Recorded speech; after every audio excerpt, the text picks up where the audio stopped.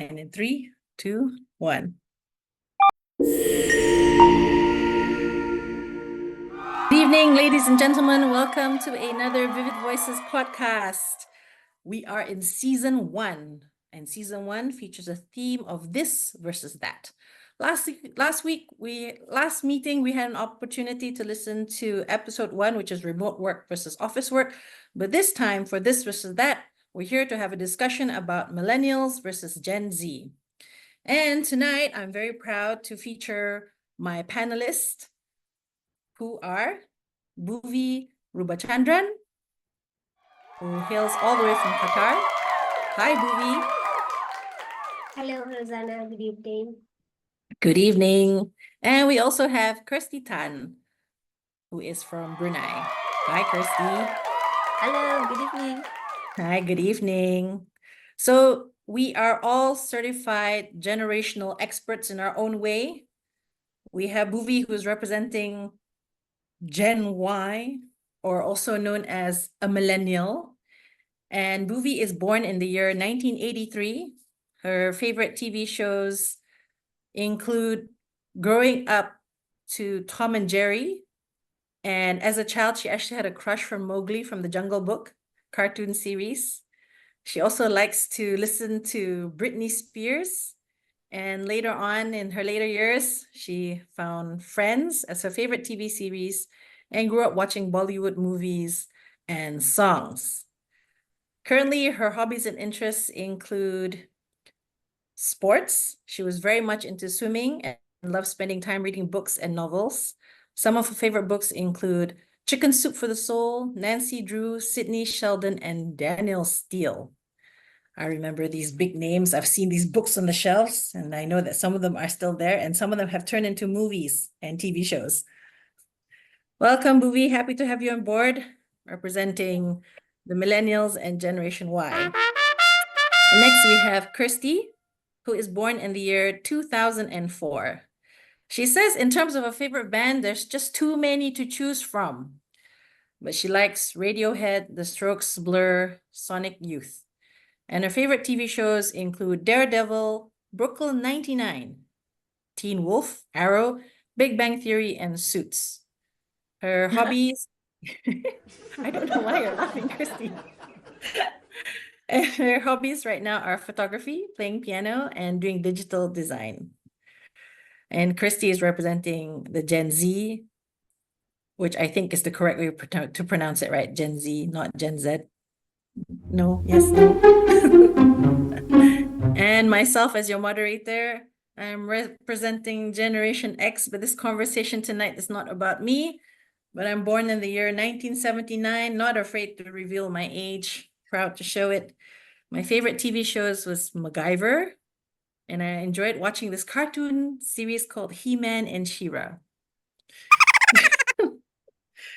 And the music I grew up with was Nick Kershaw, Tears for Fears, and the Eurythmics.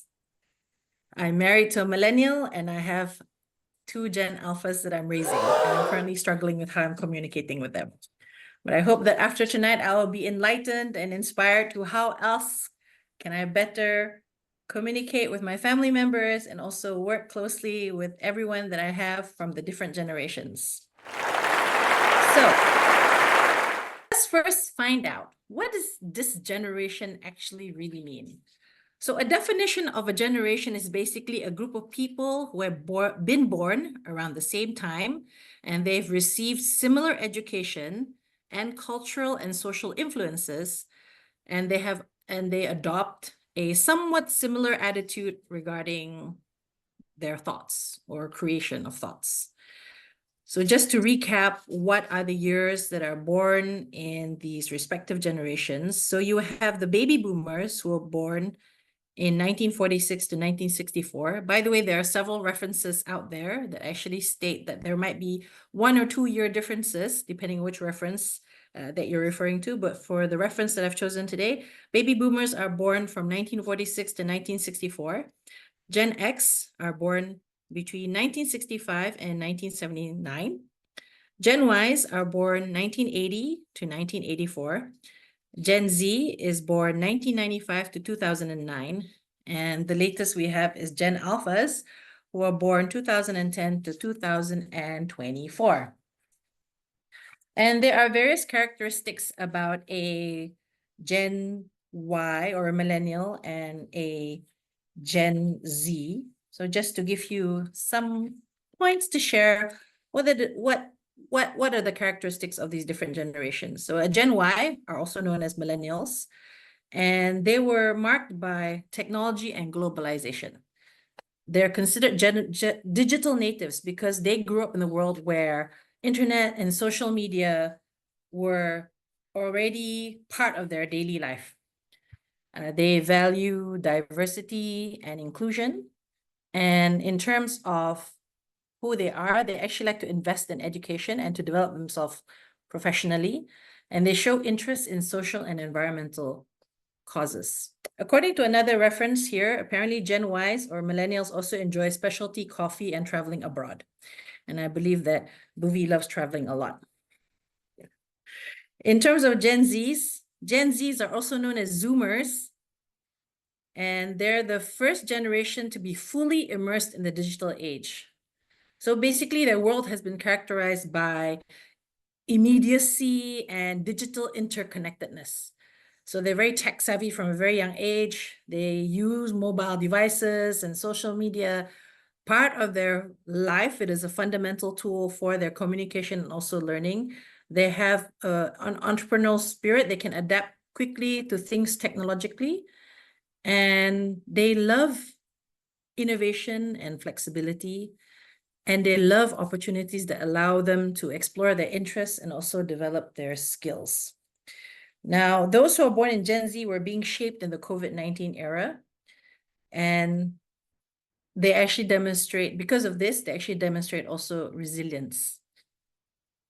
So this is just a summary of our millennials and Gen Z characteristics. And we're going to open the first question to our speakers. First, I'd like to invite Bhuvi. Bhuvi, being a millennial, could you share with us what are your values and beliefs that has influenced you either by the experiences you've gone through or the people you met growing up or anything else that you've been exposed to, and how has that shaped your life? Thank you, Rozana. Good evening, everyone.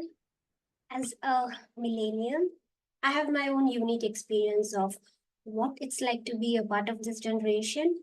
But I also did some research on millennials to see if my experiences are common or if I'm just making this stuff up. To my knowledge, I feel safe to generalize that as a millennial, I believe in being optimistic. I value meaningful life. We value quality over time. Besides being the first generation to witness the advent of technology like the internet, we were groomed to be optimistic by our parents of previous generation. We grew up during the time of transition from conventional methods to modernized and technologically advanced ways in every aspect of life. We were more imaginative in our thinking process. To back my statement, let me tell you this.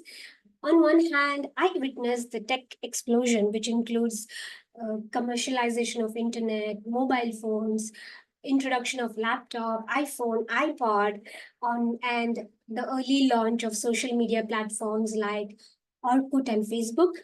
On the other hand, we had ever encouraging baby boomer parents. We got to sample both worlds.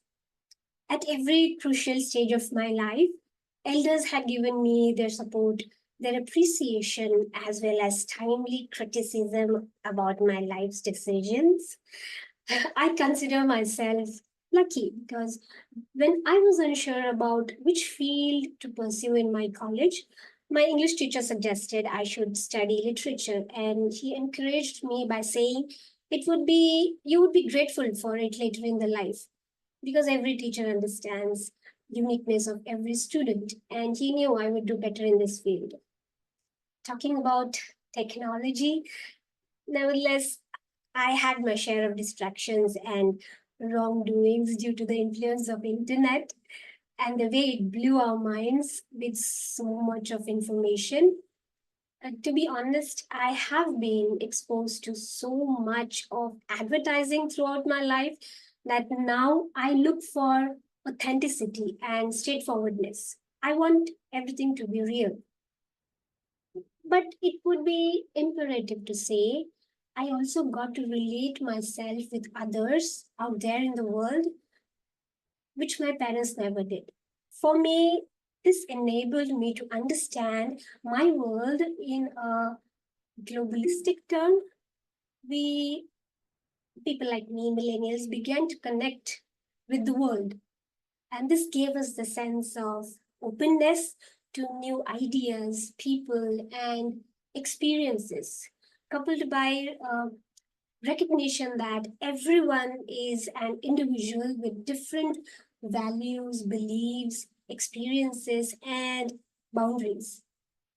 This experience has shaped the way I am today. I am open minded. I believe in connecting with people. I am flexible to new changes. Um, I often look for the opportunity to grow as a person. The curiosity kicks in as soon as I find something interesting and I want to know more about it. You can call me as the oldest millennial because I'm in my 40s. From where I stand, I can say that my elders and my teachers groomed me, motivated me, inspired me, and the technology gave me the opportune environment where I learned a lot. I'm confident that many millennials like me will agree when I say that we always were curious, always asked questions, wanted to keep ourselves abreast with the latest knowledge. And we thrived when we were motivated and appreciated by our mentors and adults.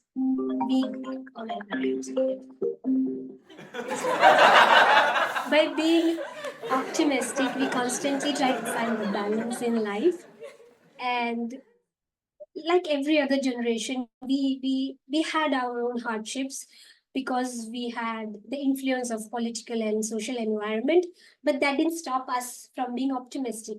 My point is, we were always optimistic about the life, and this is what means for us millennials. This is the meaning of life, finding the balance and looking at the life with optimism.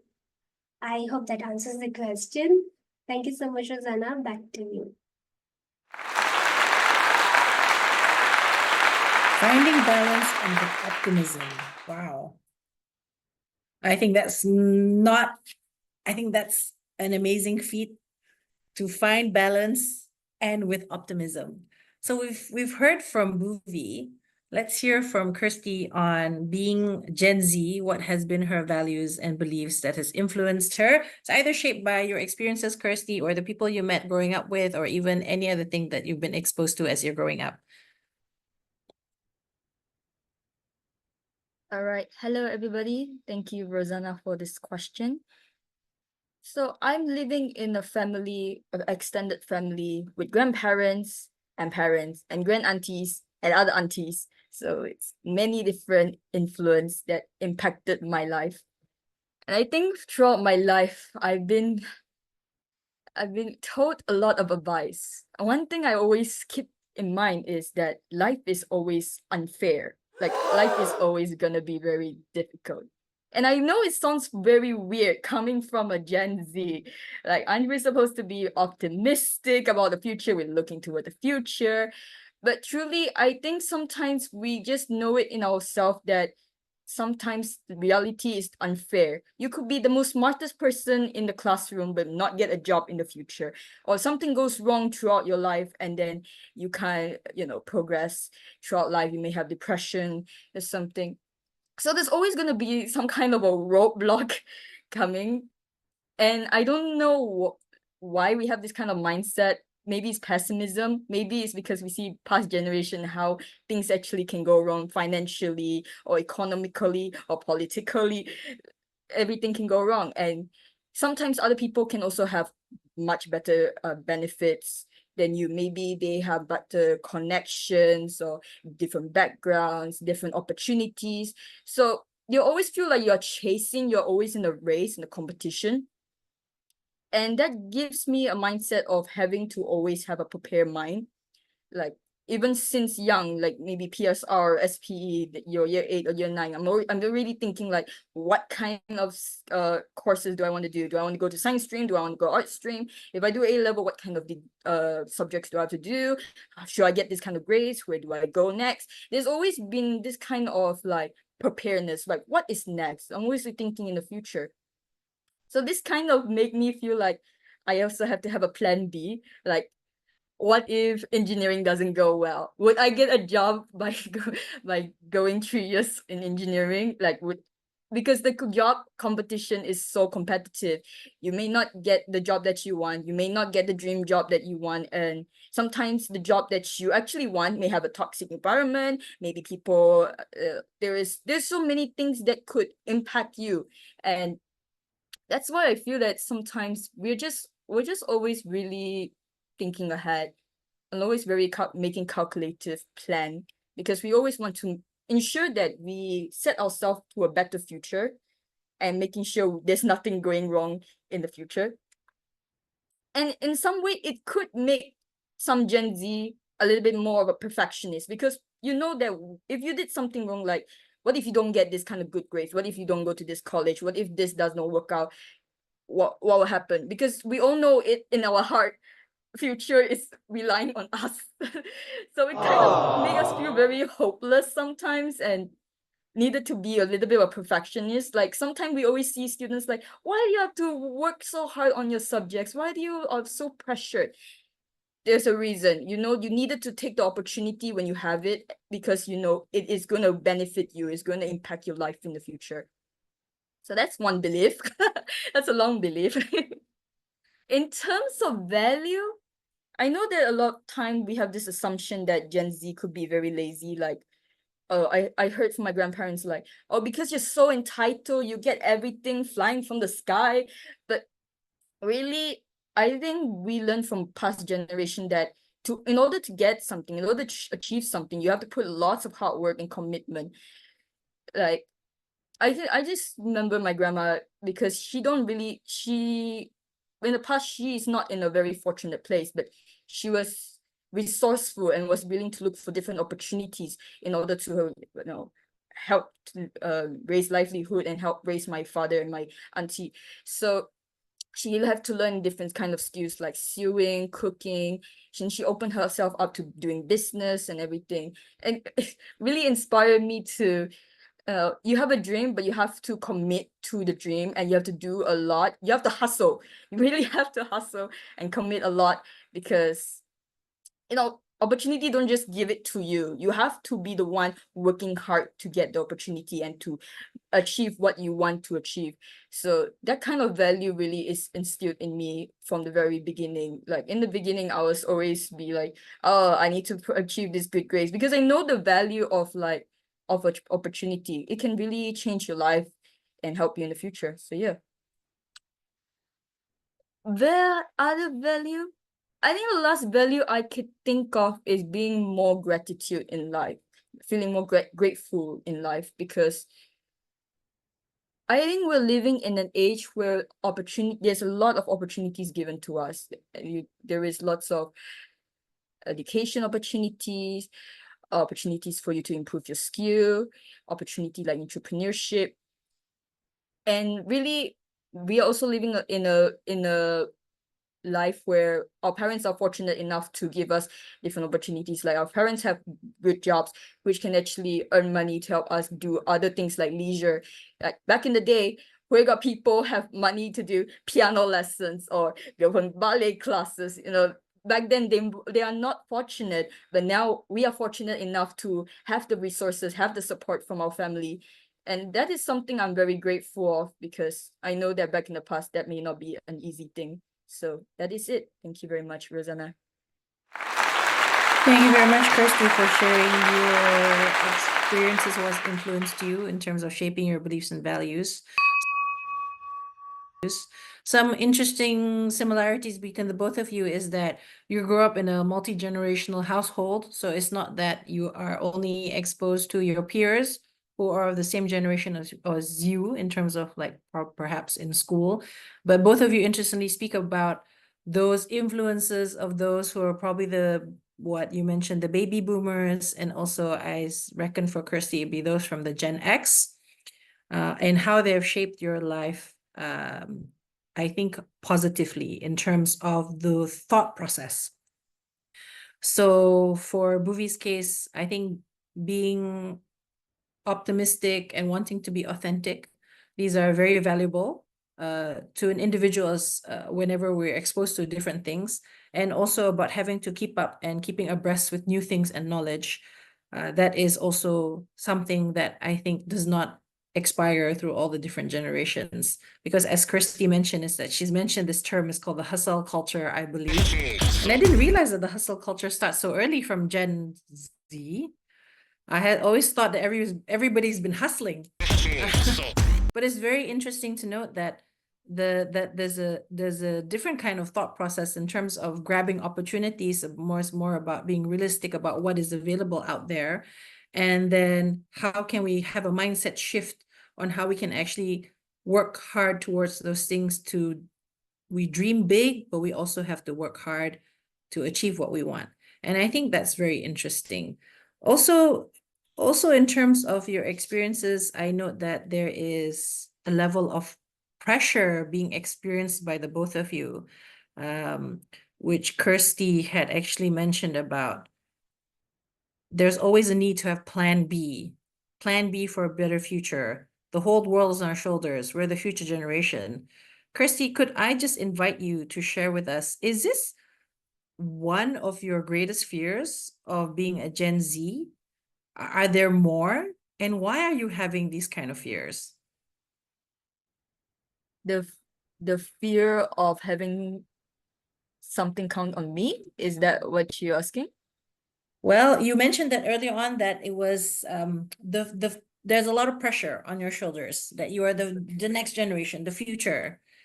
And in that sense, what can I do and strive? So it leads to becoming a perfectionist. So that might not be a fear, but do you have a fear being a Gen Z? What are your greatest fears being in your generation, and why are you having these fears?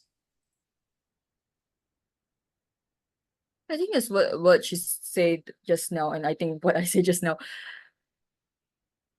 I think there's always uncertainty in the future, and reason why I always feel very scared and always needed to have plan B, because I think I think I was already brainwashed into thinking, hey, something will actually happen. I think I will always anticipate that there is gonna be some kind of negative thing that will not work out for me, because I think we all seen in education, it could be a very rigorous, very cutthroat kind of process, especially going to university. Maybe you may get like a B or A, but not A star for mathematics, and they still won't accept you in the top university. That is how competitive it is, because there's so many people chasing to be the best, and everybody wanted to, be a lawyer, be a doctor, wanted to be the best, but only some people can excel at that level. So that's definitely a fear,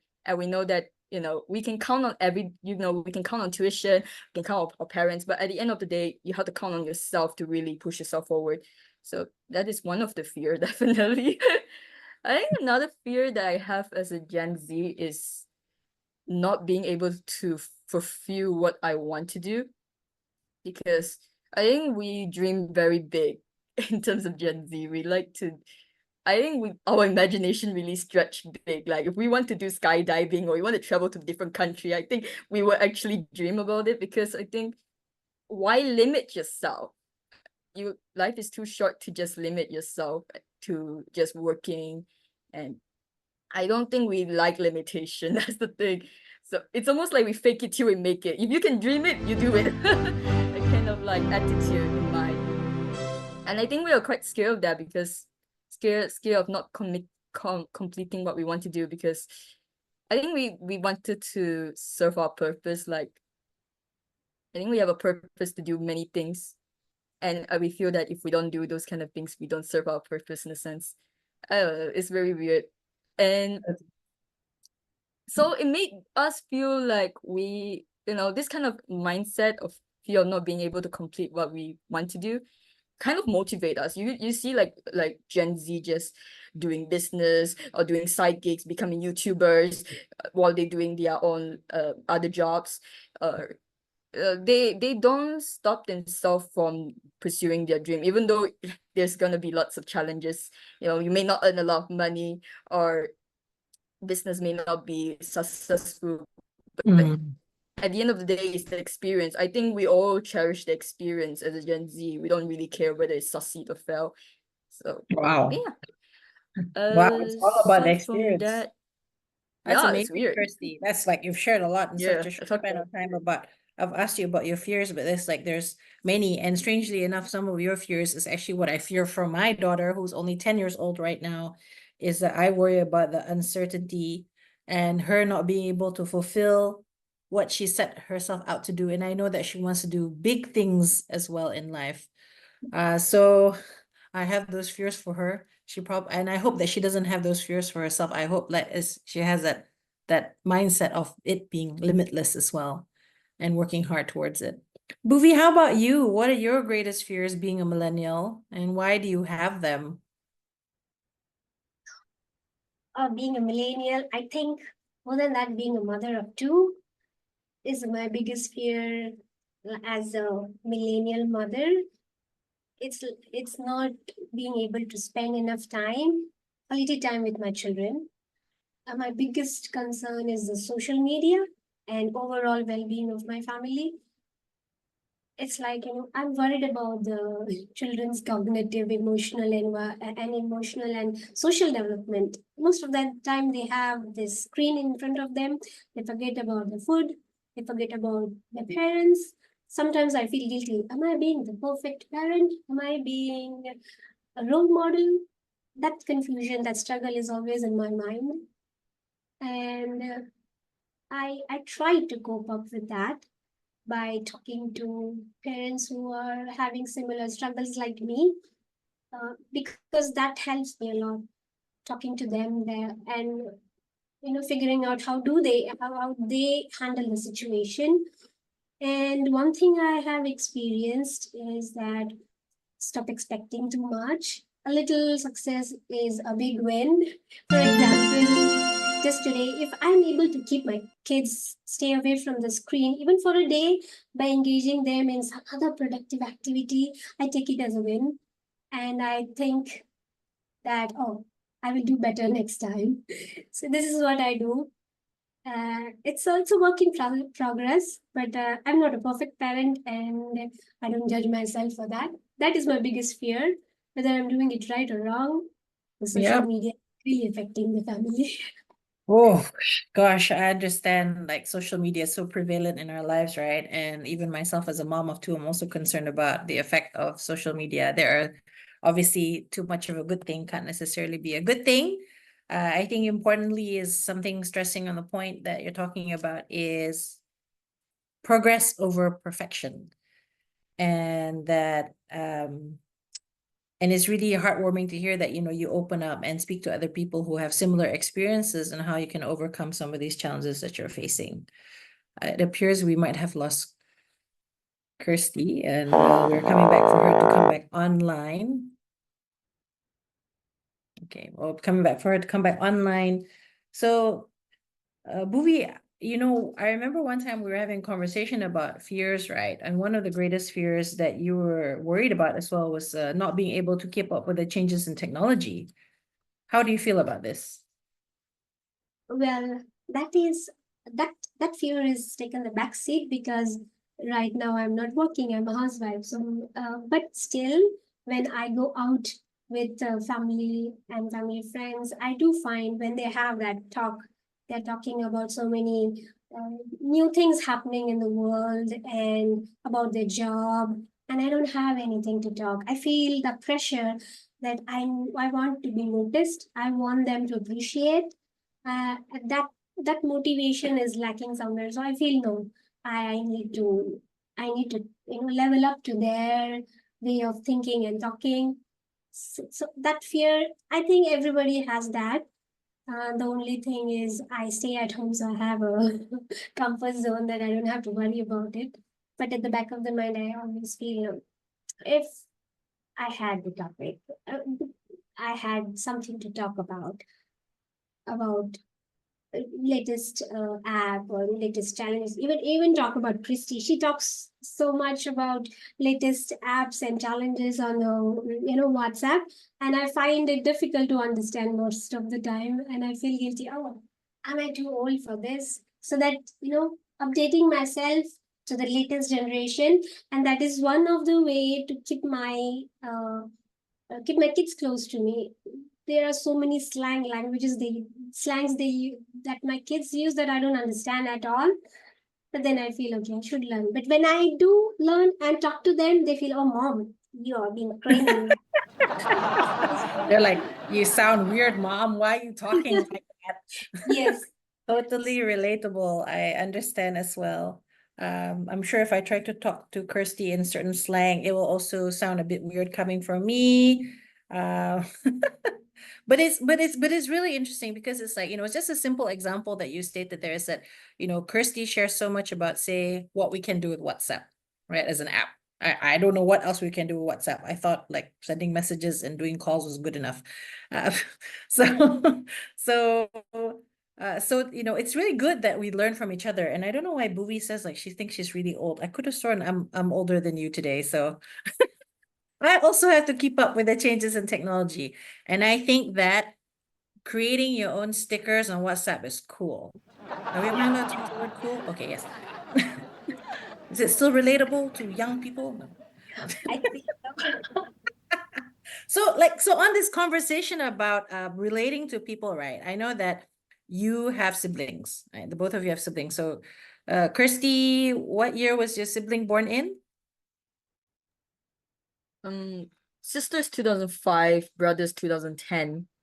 2005, 2010. So sister is a Gen Z, brother's a Gen Alpha, and Bhuvi, your own siblings? What year Oh, are they born in? my younger sister, she was born in 89, and younger brother in 97. So I guess they both are millennials. Uh, 89, 97. 97, your brother's Gen Z, sister's is a millennial like you. Okay. My brother is Yeah. sitting up fence. Yeah.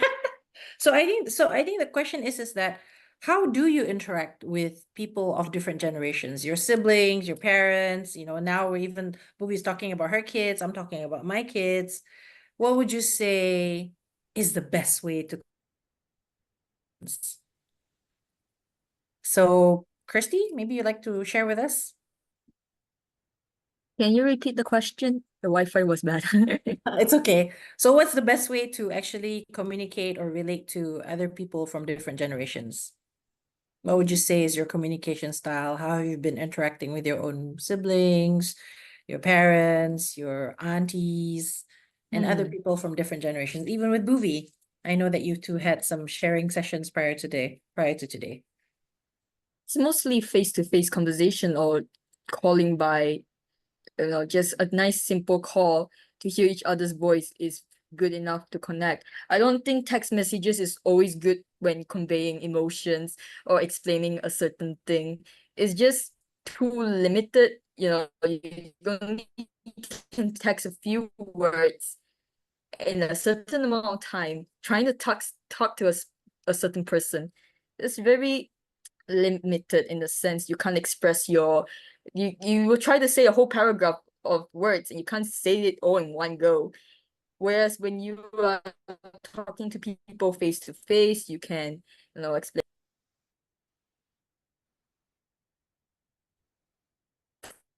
That time when I was talking to Bhuvi, We lost you at you can't do whole paragraphs in a text. And then so face to face allow for what I'm guessing is expression and yeah, you can express more of your feelings, express more thoughts. It's like that time when Bhuvi and I we have to prepare for this podcast session. and we want to talk about our thoughts about it. We don't, even when we use text, it's just not sufficient enough to express our feelings and thoughts. We have to literally use Google Meets to literally talk to each other. And I think that's much better if you have a, not saying that you need to have physical face-to-face, but virtual face-to-face, as long as we can see each other and hear each other, it's much better in communicating, I think. Face-to-face conversations. Okay, Bhuvi, how about you? What's the best communication style for the different generations that we have to communicate with? Oh my God. You know, when you talk about communication with siblings and parents, I basically feel like that I am the unpaid IT department for my parents. Because every visit home, it starts with my dad or my mom, can you Google this for me? And I'd be like, oh, do I have a secret line to the internet that they can't access? It's so confusing. Family chats on group, WhatsApp group, it's all like mom forwarding so many messages, forwarding chains of messages. And my dad, I'll be curious about, I'll be trying to figure out why my dad sent an emoji early morning, 3 o'clock, and what is he going to trying to tell me with that emoji? It's like, oh, I was just asleep and I didn't know how what happened. It just came popped out from my phone. So an important point is no matter what you do, communication through misunderstood messages or through calls, the most important thing I understand is I am, there is a communication. We understand daily routine. We communicate, and the responsibility that we take care of your parents, and the responsibility of being an elder sister. I think through text or through call doesn't matter as long as the communication is taking place.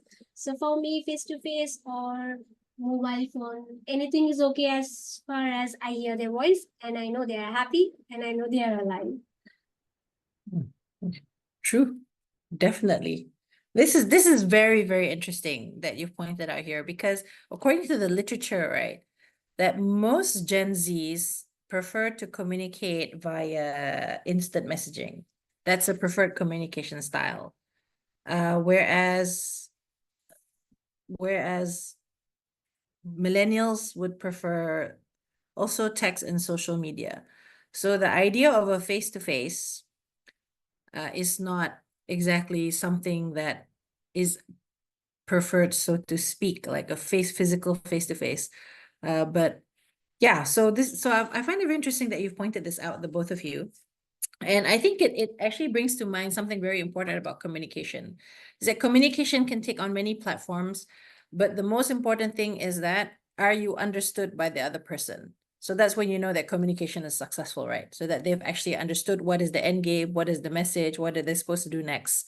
That is clear communication. So the method in which we do it sometimes doesn't matter, but it depends on which context that we're communicating ourselves in the environment. I agree. Long text messages don't necessarily work. They don't have the tone or the emotion that you want to convey. But and it's best supplemented with face-to-face. I do appreciate a good face-to-face conversation, even if it's virtually like we're having right now. So the thing is that, right? But I've just made that statement. But do you find that the both of you, if you're communicating with people from your own generation, so Kirsty speaking to Gen Z, Bhuvi speaking to her peers who are millennials, do you find that it's easier relating with them at all? Bhuvi, is it easier to relate with people who are from the same generation as you? Relating to people with same generation can be easier in some ways due to shared experiences and cultural touch point, but it's not necessarily a guarantee. For example, if I have a friend who is from a city and her experience will be different from mine living in a small town, but if we share similar music preferences, we would relate ourselves to each other and open up, and we would make ourselves more comfortable and also to some extent understand what the person is going through. So, there is a baseline of shared experiences that can make it easier to relate to those with same generation, but it's not given. personality, life experience, and other factors can also sometimes uh, create just as many differences with a generation as between generations, different generations. Interesting. Bhuvi, how about you, Kirsty? How about your experiences? Is it necessarily easier relating with those in the same generation as yourself? I can say the same thing as what Bhuvi say. I think what my brother and sister experience are quite similar. Even people like my friends, we experience the same kind of music trend, the same kind of anime, what is hot in the season, anything that's trendy. We probably see the same memes. We can relate to each other. I see that kind of monkey meme. Oh, you saw that too? Yeah. So I probably think, we all can relate with each other. And circumstances which I can't relate, probably if somebody there is music or anime, some of us are not exposed to K-pop or anime or comic books, and sometimes when we are not exposed to it, sometimes the Gen Z could be a bit, they find it very threatening. Sometimes they find it an insult. Sometimes, like if I say I don't really relate to Taylor Swift, and then they will be like, what? You're crazy. Everybody likes Taylor Swift. I think it's like a stan culture where everybody expect everybody to like the same thing. And then if you don't like the same thing, you're not relatable. You can't belong to the same friend group. They send that kind of vibe. So I would say yes, but then in certain circumstances, it could be, we may not have the same interest and we can't relate with each other. Yeah. I think, well, I'm not a Taylor Swift fan. Sorry to the Swifties out there. I only exposed to K-pop because my daughter and my son are into it, even though they don't understand a single word, but somehow they can sing the songs. It's a bit strange. But being in the same generation, it just goes to show that same interests could be a way in which you can develop chemistry because there are points of interest which are the same. However, those that are not relatable would require effort in terms of how you want to connect with different people. And I think it's true that everybody's life experiences and how we communicate generally is also then influenced by what we expose ourselves to also, because even those who are introverts may not necessarily openly communicate so quickly. They take time to warm up versus those who are extroverted may want to communicate but may need time to give other people an opportunity to speak as well. So it really depends on the individual at the end of the day. But from the same generation, probably the points of interest are there. Yes. For me personally, I have trouble communicating with those who are in the old generation, like the baby boomers. I somehow don't excel at it. I struggle with trying to find the right questions. But my husband, who's a millennial, he excels at relating to those who are baby boomers. And it's amazing to see their connections. So point of interest is very important, and how much effort you want to make in terms of the communication. Let's talk about then our final point for tonight is, what are some of the ways in which millennials and Gen Zs can coexist with each other and build upon synergies? So what are some of the ways that the millennials and Gen Z can coexist and build upon synergies? I think just now you've demonstrated through an example. Let's also hear if you have any other personal experiences you want to share in relation to this question. So, Bhuvi? Now, and millennials and Gen Z, like me and Christy, I think uh, my experience is half of the time I'm spending my time on Google understanding what Christy is thinking. But then, as we discussed before the podcast, we both were talking about the same question, and we both came into one point that we both accepted is recognizing and valuing the unique strengths of each of the generation that we bring. Like I have the experience, I'm the oldest one, so I have the experience of life. She is the Gen Z, the most flexible, and she has got lots of creativity. That perspective, if we combine together through mentorship, like, she can be my mentor for being a creative person. I can be her mentor with my experience. There's no age criteria here. There is no seniority, but exchange of mentorship on same level. I think that will really help both of us to create the synergy.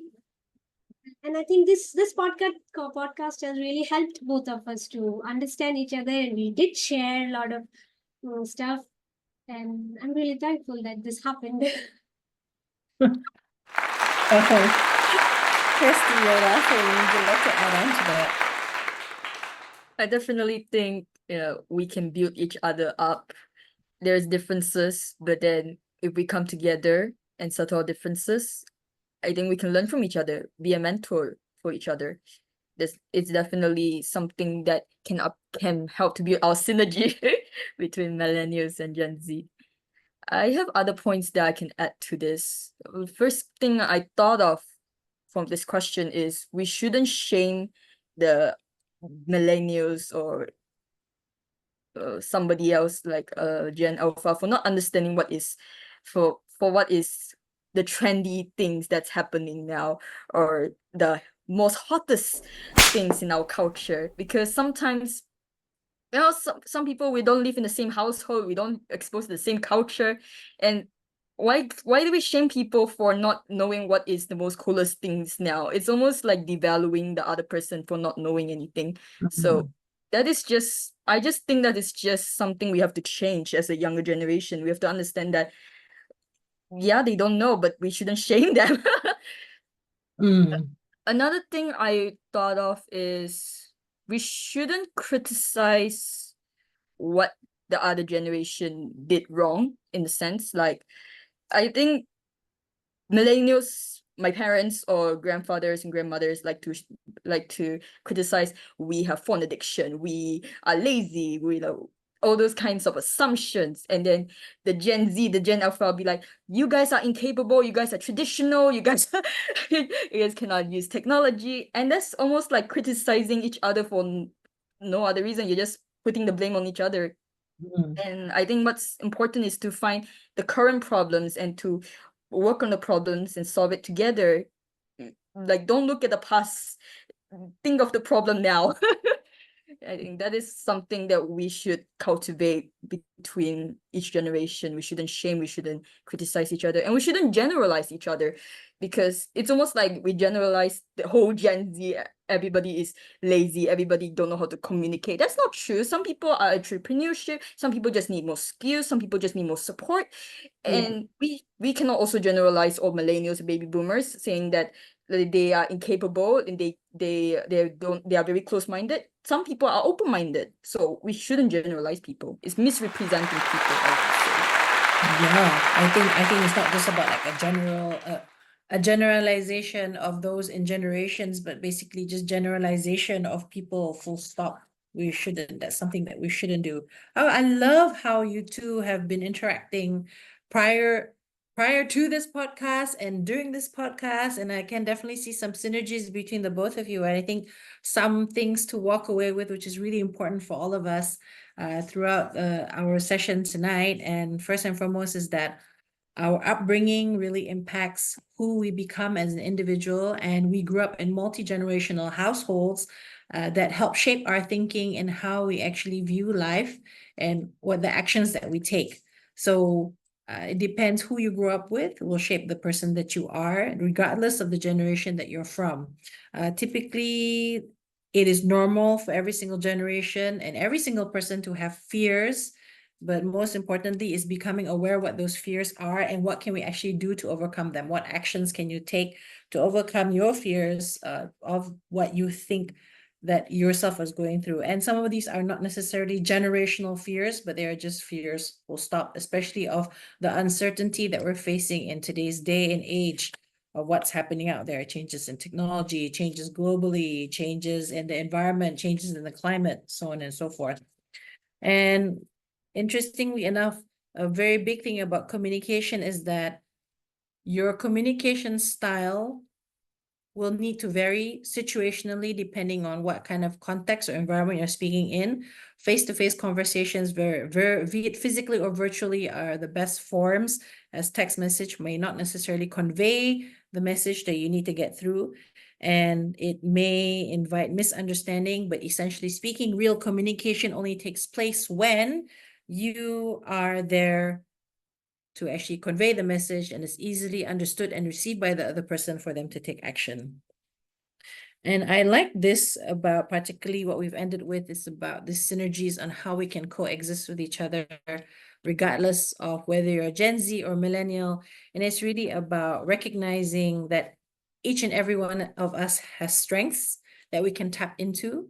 And that we all have different life experiences, regardless of the generation went through. In fact, some of these experiences could be our advantage, that up to a point that we've experienced them in our own way, and we could be mentors to each other, regardless of age, regardless of generation. And it's important that what you both have agreed that you need to build each other up rather than tear each other down, because at the end of the day, we are all being human together, and humanity is what we stand for. There should be no judgment, no generalization, and no criticism about anyone else, regardless of which generation we're in.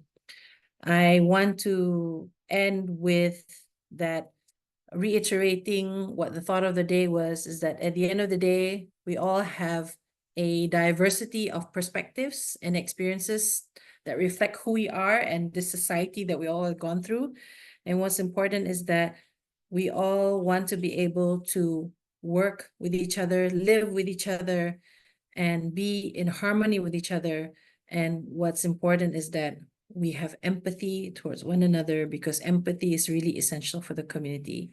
And with that, I really like to thank both my speakers. Thank you so much to Certified Millennial Bhuvi and Certified Millennial Kirsty for your time tonight and sharing your thoughts, views, and your feelings with regards to this conversation we're having tonight. And thank you so much. And thank you to our listeners tonight as well for being here as part of our podcast. So this is Rozana, Bhuvi, and Kirsty signing out.